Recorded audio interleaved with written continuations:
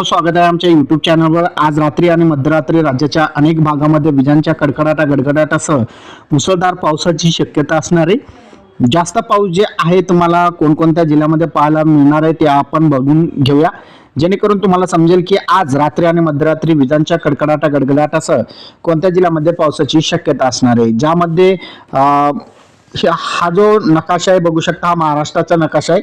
यामध्ये गडचिरोली, गोंदिया, भंडारा, चंद्रपूर, नागपूर, वर्धा आणि यवतमाळ असे जे 7 जिल्हे आहेत, त्या 7 जिल्ह्यामध्ये जोरदार वादळी वाऱ्यांसह सायंकाळपासून तुम्हाला ढगाळ वातावरण पाहायला मिळेल। विजांच्या गडगडाटासह वादळी वाऱ्यासह तुम्हाला या जिल्ह्यामध्ये पावसाची शक्यता असणार आहे। त्याचबरोबर हिंगोली, नांदेड, लातूर, धाराशिव, सोलापूर आणि सांगली या जिल्ह्यामध्ये सुद्धा तुम्हाला विजांच्या गडगडाटासह तुरळक ठिकाणी वादळी वाऱ्यासह पावसाची शक्यता असणार आहे। वादळी वाऱ्यांचं स्पीड आपण जर बघितलं तर 40 ते 50 किलोमीटर प्रति तासाने तुम्हाला वादळी वारे पाहताना मिळणार आहे। विजांचे कडकडाट तुम्हाला ढगामध्ये पाहायला मिळणार आहे आणि त्याचबरोबर पावसाबरोबर तुम्हाला गारपीट सुद्धा पाहायला मिळणार आहे ठिकठिकाणी।